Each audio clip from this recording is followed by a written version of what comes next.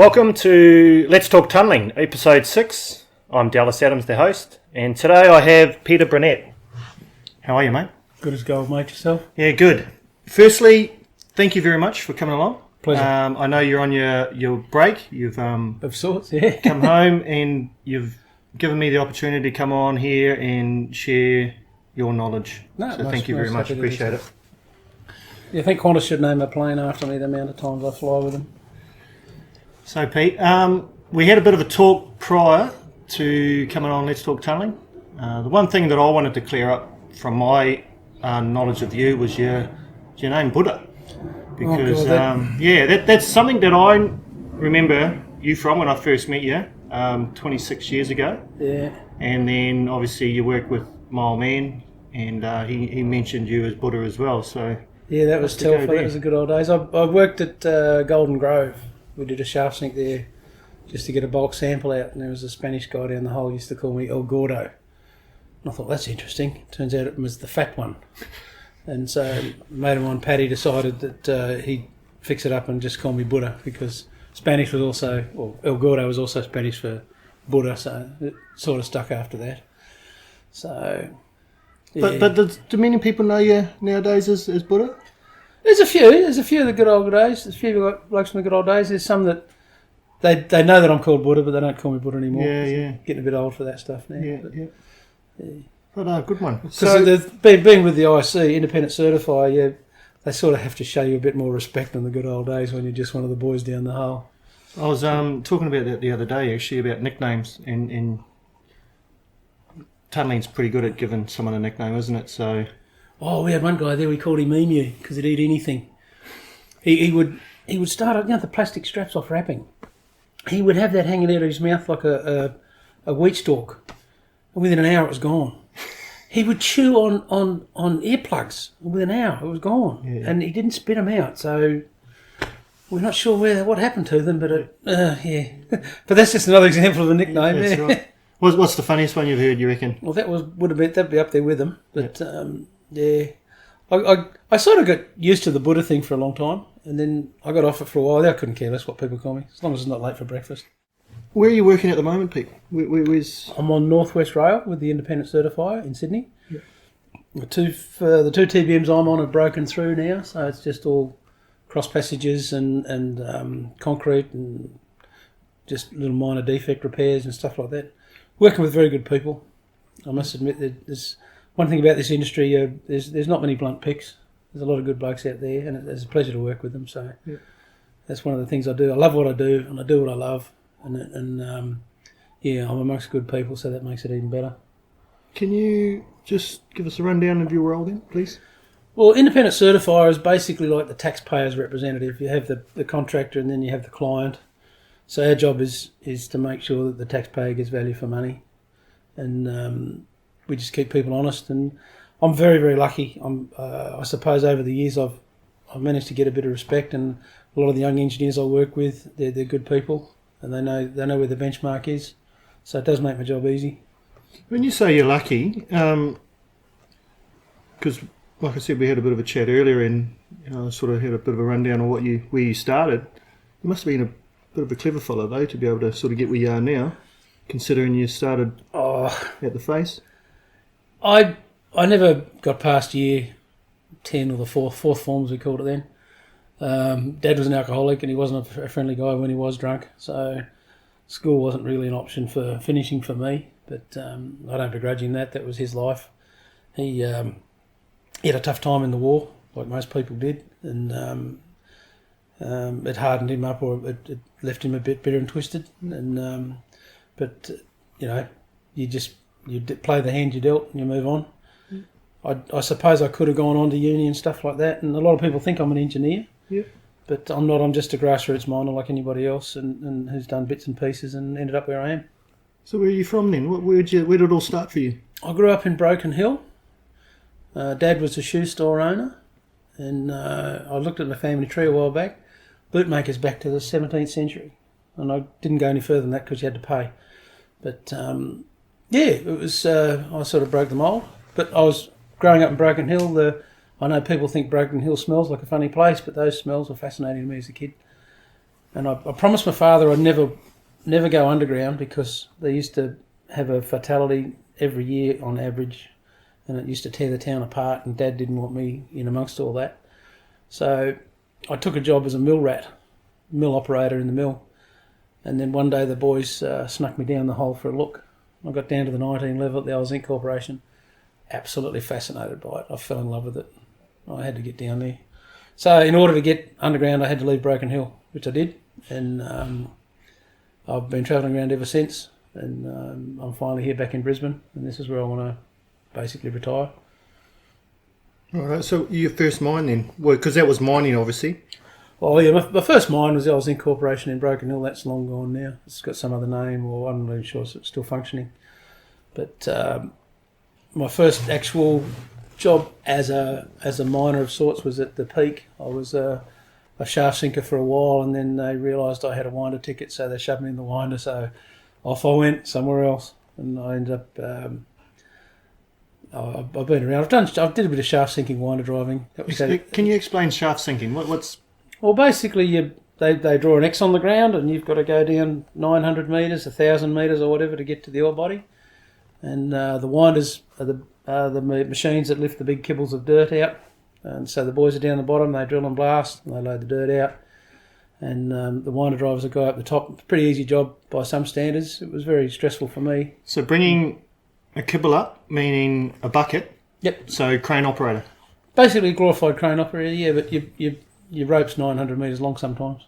Yep. And so some jobs, you're supposed to be able to see the plat from where you are, but this one particular job you couldn't see the plat. It was all guesswork. You had to rely on the bells.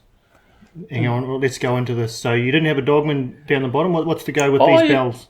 Everything was bell signals. So 3 was up, 4 was up with men on, 2 was down, 1 was stop. Then different states, different rules. That was the basic ones in WA.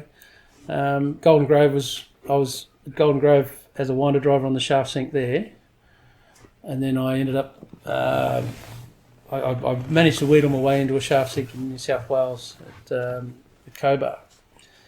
But then they found out a winder ticket, so I had to move on. I wanted to get underground. I just had to get down the hole. Yeah. How old were you then? I was in my 20s, I suppose, late 20s. Yeah. And but yeah, the winder driving, and people say, "Oh yeah, just a glorified lift operator," but that was a pretty stressful job.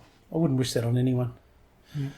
But getting down the hole, I loved it. It was just so fascinating for me. A lot of people, I've taken people into a mine, and they've gone about 20 metres in and thought, nah, this is not for me. Mm-hmm. I used to take fellas down there, and I'd say, look, this place is dangerous. You really have to be on your toes. And I would not lie to them, and I would be totally honest with them. And then some of them at the end of the induction would say, thanks, mate, and they go back to the airport and try and get a plane out. Fly out. You scare the shit out of them. You had to be totally honest with these guys. You had to be brutally honest, because Telfer was not a nice place. Yeah. It was a nasty little ore body that ran at 30 degrees, and the hanging wall was like wet chalk, and the footwall wasn't much different. Yeah. And there was a lot of injuries there. There was a lot of blokes got hurt, and you had to say to these guys, this is not a walk in the park. This is not your run-of-the-mill mine. Yeah.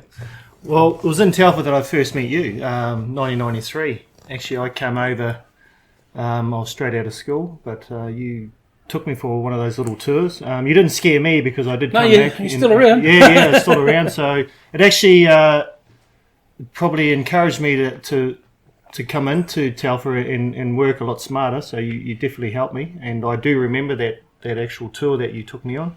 I ended up on air leg that day. You took me down, you got me on a machine. Everybody got to have a play with a leg. Yeah. And they wouldn't let you do it now. They wouldn't let you anywhere near it. No, very good. But back then you were the safety guy. I was. Safety was something an engineer did in his spare time, and I had a boss who was a terrific bloke. He snuck me in. He said, we have a need for safety here. And he snuck me in as a serviceman, and then eventually the big bosses found out about it and said, no, he's going to be the safety guy. That's all there is to it. Wow. And it was good. It was great. They put the faith in me, and I'm pretty sure when we started, we had a LTI frequency rate of 120. And when we moved on and Clough took over, we were down to 24. We were an industry leader. Yeah. So we went from industry worst to industry leader. So it was a really good experience for me. It was a wild whole place, but yeah, I enjoyed every minute of it. I suppose knowing and turning up around that time, I didn't know any different. Like I had experienced tunnelling back in New Zealand with my father and going along to work with him, but that was my first real job. Telfer, I didn't know any different. Like, you obviously gave me an induction and you showed me around, and then I started on shift. I actually started on a night shift, but we were doing 7.5 hours back then. Yeah, it's too dangerous. So the 3 shifts. I think it was an afternoon, and it was pretty much go with someone for a week and then away you went. I was a nipper. Yeah. We had a high turnover there. It was something like 80%. It was just ridiculously high. We turned over a lot of people. Yeah. Because it just wasn't the kind of... Not everybody's cup of tea, that place. Can you explain as best you can? Like, I try to, but I was a kid. And even out there, I was telling you my experience. But how wild was that place back then? Oh, look, it was... When I got there, the basic safety rule was look after yourself and keep an eye out for your mate. And that was about it. And yeah, there was some pretty harrowing injuries. One poor bugger lost all the toes off his foot, and they ended up having to cut his foot off and give him a sign prosthesis. And it wasn't an easy place to work, and that's where I met Jim, of course. And Jim was worth his weight in gold as far as safety was concerned, because he was one of those fellas that would take a bloke aside and say, look, pull your head in. You're doing this wrong. You're going to hurt yourself. Do it this way. Like, don't go in empty-handed. Don't come out empty-handed. There's always something that needs to be moved around. You know, always look up. You know, and my first thing I did there was they didn't give me a vehicle. I had to walk down the tunnel, walk down the mine, and I'd sit in the crib room all day. And I just listened. And the blokes had a lot to talk about. They had a lot on their mind. And it was no good pontificating from the office and sending out, notices and memos. The only way you're going to get anything done is to be down there talking to the blokes. So, and quite often Jim was there, and people respected everything he had to say. You know, starting at a young age for you, and you know you've clocked up. Yeah, 44 years all up, about 36 odd in mining and tunnelling. Yeah. What's the biggest change you've seen? Well, one of the biggest changes you've seen over that 36 years of the underground work that you've been involved in? Culture's changed a lot. It used to be a sort of a gung-ho sort of a culture, and there was an attitude if a bloke got hurt or killed, oh, well, he knew the risk. He shouldn't have bothered coming here if he didn't know what he was in for. And it was... But then years later I went to Olympic Dam, and I thought, this place is big. And I'm going to have a lot of work on my plate here. And I thought, we'll see what happens. I got off at the 420 level. I walked out and I thought, right, let's see who's wearing their seatbelt. Everybody was wearing their seatbelt. Let's see who's not smoking at the face. Nobody was smoking at the face. Let's see who's driving carefully. Everybody's driving carefully. That place had a really good culture about it. And I thought, wow. And it's around. You get the odd bloke that wants to be a bit of a smart ass and do some stupid things, but it's not hard to pull them into gear. And you say, mate, look, you know, do you realise you've got a family at home and you're not doing anybody any favours by doing this? And they, 99.9% of the time, they listen. Yeah. I have a deal with, I go to every site manager when I go to a job, and I say, look, here's the deal. If I catch somebody doing something stupid, I'll talk to them.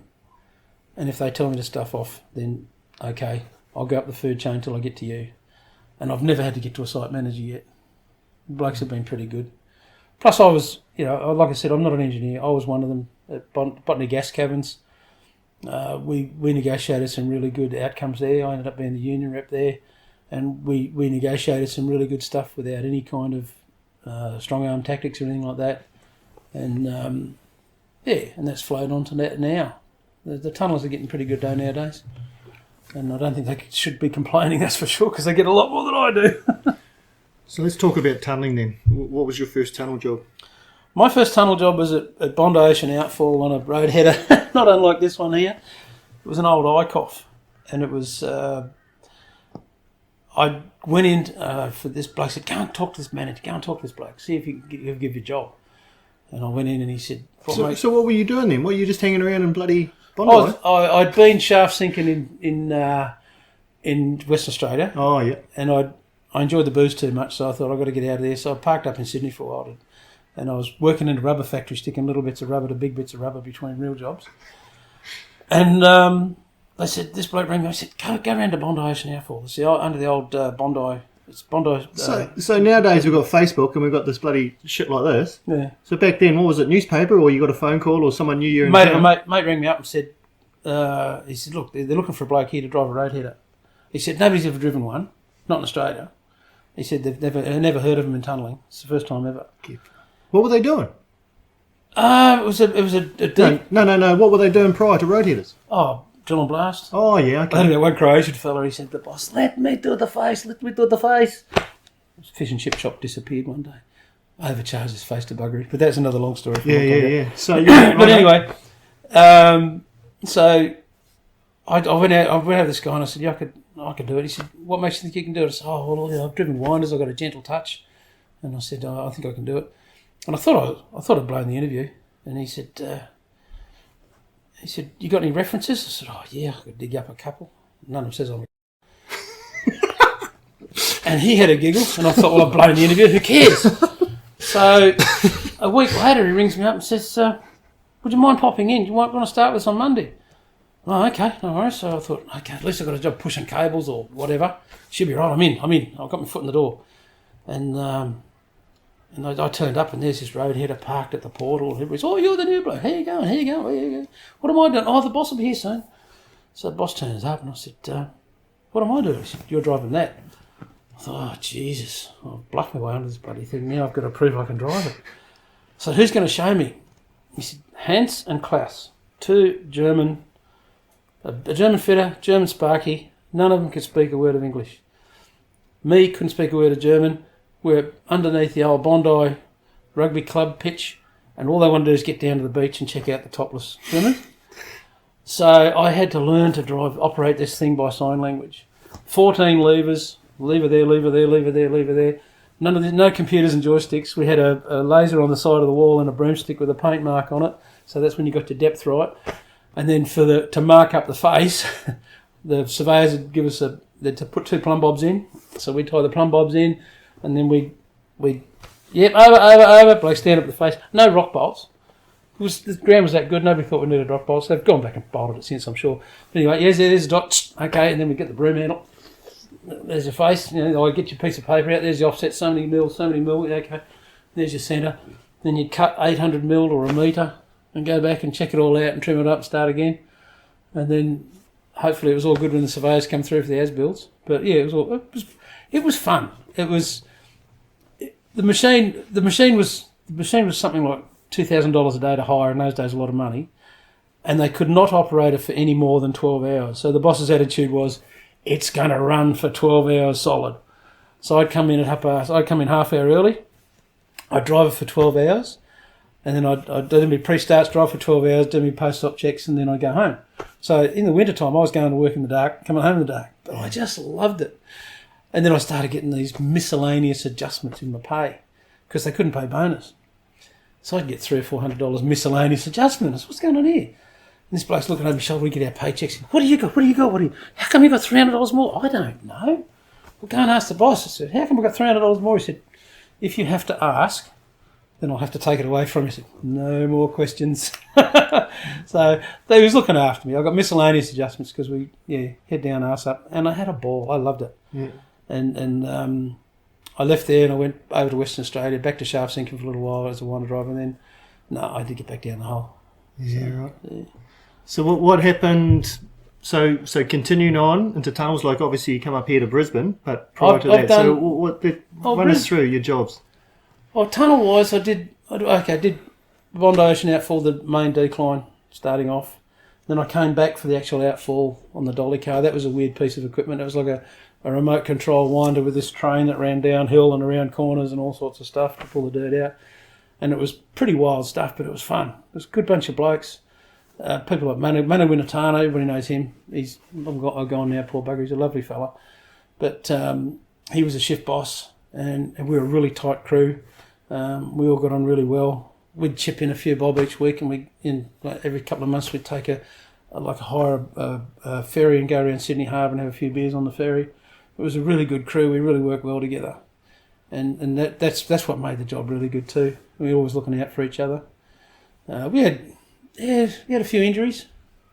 And just weird, silly little things, but that's what happens, you know. But the things have improved now. I mean, we've had some injuries in the industry lately, which just shouldn't have happened. And you think to yourself, well, everybody's put everything in place to stop that happening, and it still happens. So you always have to be on your toes, no matter what. What job stood out for you? Like you're obviously on a job now, but what stood out for you? You can recall that job way back then, like it was yesterday. But what really stands out for you in a tunnelling job? The funny side of it, there's always a happy side of it. We had this Irish guy. He's a union. He became the union rep at Bondi Outfall because we had all these blokes. They just want to go on strike all the time. So they finally got this Irish fellow in there, and he's a top bloke. But he negotiated this really good deal. He said, okay, when we were actually cutting the Outfall, we'd gone down, we'd done the big transfer station, this massive cavity under the ground, and we had our crib station hanging above it, crib shed above it, and ventilation sumps. It was a really elaborate affair. And then they were behind schedule because of all these fellas in the early days striking left, right and centre. They had to make up 13 weeks.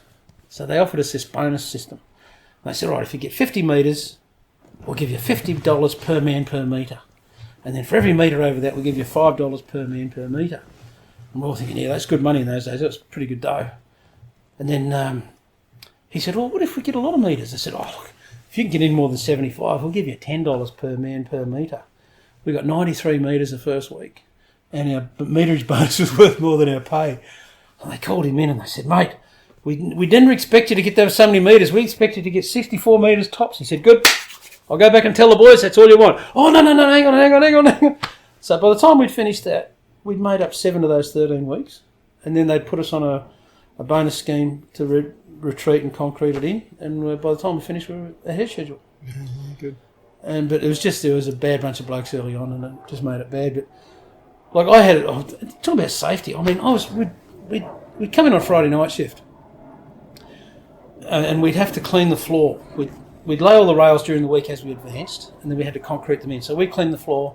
So day shift, concrete them in, then they'd go home. So we'd have to work all night, and then we'd clean all this up. And I remember one day I was scraping away with a shovel, and my hand slid across a rock bolt. And it just opened it all up, and all the skin just popped out, and I thought I could see everything working inside there. So it went through your gloves? Yeah, well, let's say the glove was having a rest. So there's all the skin peeled back. Shit! So I raced up to the crib room, cleaned it up, put a Band-Aid on it, put a glove on, and went back to work. I was too scared to tell the boss. Yeah. Because that's what the culture was like in those days. Oh, don't. But I can remember seeing all the veins and everything moving around. They're like, fuck! Yeah. But I'm not going to tell the boss. It's 3 o'clock in the morning. I'm not going to the hospital. Fuck that. Yeah. Bandaged it up, patched it up. By Monday, it was laid a bandage on it. A couple of days later, it was okay. But yeah. It really healed up quite well. But that was how silly I was. I mean, if that got infected. Yeah.